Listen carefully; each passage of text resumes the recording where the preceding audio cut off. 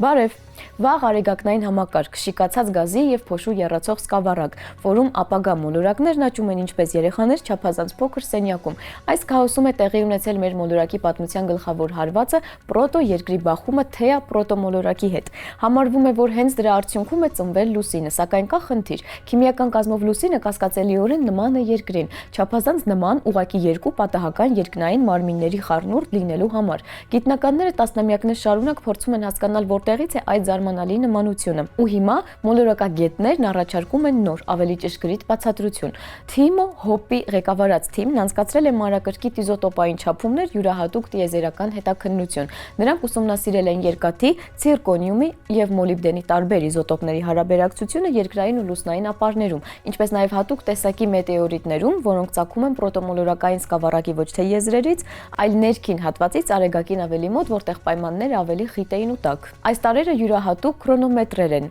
Ցիրկոնիումն արտացոլում է երկրի աճի ամենավաղ, իսկ երկաթը ավելի ուշ փուլերը։ Մոլիբդենն էլ ֆիքսում է այն նյութի ներդրումը, որը հայտնվել է մանտիայում արդեն միջուկի ձևավորվելուց հետո։ Արդյունքները զարմանալիորեն համաձայնեցված են։ Երկրի և լուսնի իզոտոպային ձեռագիրը գրեթե համընկել է այնքան, որ նրանց վաղ նյութը պետք է առաջացած լիներ միևնույն ռեզերվուարից։ Իսկ այդ ձեռագրին նման հետքերը հայտնաբերվել են սովորական ու էնստատիտային խոնդրիտներում, մետեորիտներ, որոնք ձևավորվել են արեգակին մոտ։ Նշանակում է, թե երկիրը, թե թեան ծնվել են պրոտոմոլորակային սկավառակի ներքին գոտում, սակայն ոչ պարտադիր միևնույն հատվածում։ Մոդելների համաձայն թեայի կազմը կարող էր թեթևակի շեղված լինել ավելի ծանր էլեմենտների կողմը։ Դա ակնարկում է, որ այն կարող էր առաջացած լինել արեգակին ավելի մոտ, քան երկիրը։ Դա ստուգելու համար գիտնականները կառուցել են թեայի զանգվածի 3 սցենար։ Առաջին դեպքում պրոտոմոլորակի զանգվածը կազմել է երկրի զանգվածի 5, երկրորդ դեպքում 10 ու երրորդ դեպքում 50%։ Յուրաքանչյուր դեպքում նրանք գնահատել են թե երկրային մանտիայի, որ մասը պետք է լինի թեայի նյութի խառնուրդ։ Ու բոլոր 3 տարբերակներում իզոտոպային տվյալները վստահաբար մատնանշում են միևնույն աղբյուրը՝ արեգակնային համակարգի ներքին հատվածը, որը հարուստ է սովորական ու էնստատիտային խոնդրիտներով, սակայն որքան մեծ է թեայի զանգվածը, այնքան ուժեղ է դրսևորվում նրա արեգակնային իզոտոպային շեղումը։ Հենց այն, ինչը բացատրում է երկրի և լուսնի միջև փոքր տարբերությունները։ Այսպիսով, պատկերը հետևյալն է՝ երկիրն ու թեան գրեթե ուղեծրային հարևաններ են եղել, որոնք առաջացել են միևնույն նյութից, սակայն թեան ծնվել է արեգակին մի փոքր ավելի մոտ և ստացել մեկ այլ ավելի ծանր իզոտոպային կազմ։ Երբ 4.5 միլիարդ տարի առաջ նրանք բախվել են, երկու մանտիաների նյութը միախառնվել է և ծախսվել լուսնի առաջացման վրա։ Դա է պատճառը, որ լուսինն այդքան նման է երկրին, և դրա պատճառով են գրեթե աննկատ իզոտոպային տարբերությունները կարևոր։ Դրանք օգնում են վերակառուցել այն, թե ինչպես և որտեղ են առաջացել երկնային մարմինները, որոնցից հետագայում ծնվել է մեր մոլորակը։ Ու հիմա, նման ճշգրիտ վերլուծության շնորհիվ, մենք ունենք ոչ թե ուղղակի լուսնի ծագման հերթական տարբերակը, այլ մանրակրկիտ պատմություն պրոտոմոլորակային սկավառակի հատվածներից, որտեղ հավաքվում էր ապագա երկրի և թեայի փոշին մինչև ճակատագրական բախում, որից հետո առաջացել է լուսինն ու սկսվել աշխարհի պատմությունը, որում մենք ապրում ենք։ Պատկերացրեք հսկայական քարե քաղաք, որը հազարավոր տարիներ կանգնած է իրանական լեռներով շրջապատված։ Սա վեհաշուկ Պերսեպոլիսն է, Աքեմենյան կայսրության սիրտը։ Պարզվում է ավելի քան 2000 տարի առաջ այստեղ տեղի ունեցած ողբերգության որոշ հետքեր մինչև հիմա թաքնված են քաղաքի քարերի ստրուկտուրայում։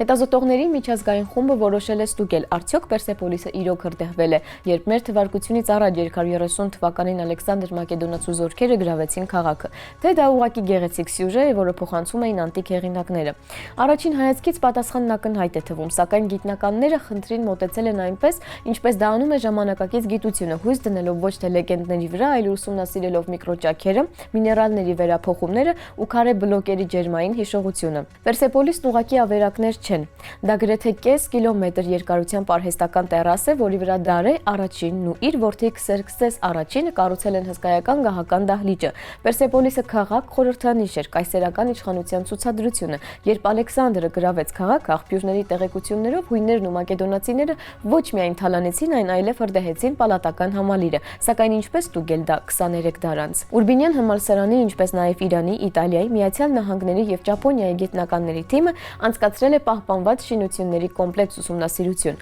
Առաջին հերթին սյուների, պատերի և սալիկների վիզուալ և միկրոսկոպիկ հետազոտություն։ Արդեն այս փուլում նկատելի են դարձել հրդեհին բնորոշ հետքերը, անհամաչափ ջերմային ազդեցության արդյունքում առաջացող ճաքեր հետքեր, քարի կարմրացում, որն առաջանում է երկաթի օքսիդների ստրուկտուրայի փոփոխության հետևանքով, կալցինացիա, որը խոսում է կրակի ազդեցության մասին։ Սակայն դա քիչ է։ Կրակի հետքերը կարող են առաջացած լինել տարբեր ժամանակներում։ Դրա համար գիտնականները նմուշներ են վերցրել նաև լաբորատոր անալիզի համար, ուխստորեն այն հատվածներից, որոնք այլևս ռեստավրացիայի ենթակա չեն, ապա գործադրվել են ժամանակակից մեթոդներ՝ ռենտգենաֆլյուորեսցենտ անալիզ, սկանավորող էլեկտրոնային միկրոսկոպիա, ռենտգենյան դիֆրակցիա։ Իսկ 3 բեկոր ուղարկվել է ջերմալյումեսցենտ ժամանակագրության։ Այս մեթոդը թույլ է տալիս պարզել, երբ է նյութը վերջին անգամ տաքացվել Ցելսիուսի սանդղակով 450 աստիճանից բարձր։ Արդյունքում նմուշներից մեկը ցույց է տվել, որ խիստ տաքացում տեղի է ունեցել մոտավորապես 2200-ից 4200 տարի առաջվա միջակայքում։ Ալեքսանդրի բանակի կողմից Պերսեպոլիսի ավերումը նույնպես այդ միջակայքում է։ Ավելին, կրակի հետքերի անհամաչափությունը համապատասխանում է նրան,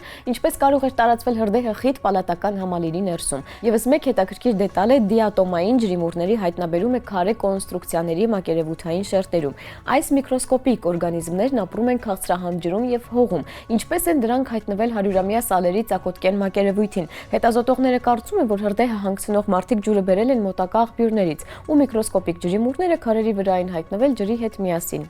Արդյունքում ֆիզիկական, քիմիական եւ միկրոսկոպիկ գիտական տվյալները ձևավորում են համոզիչ պատկեր։ Հրդեհը Պերսեպոլիսում իրոք եղել է եւ դրա հետքերը հստակ ընթեռնելի են հազարամյակներ անց։ Հրդեհը քաղաքն ամբողջությամբ չի ավերել, սակայն փոխել է նրա քարերի ստրուկտուրան, իսկ նշանակում է անտիկ հեղինակները, ովքեր նկարագրում էին Աքեմենյանների քաղաքի հրդեհը, խոսում էին իրական պատմական իրադարձության մասին։ Այս շաբաթվա գիտաֆանտաստիկ գիրքը Կորմակ Մակարտիի ճանապարհն է։ Պուլիցերյան մրցանակի արժանացած գիրքը ոչ թե ուղղակի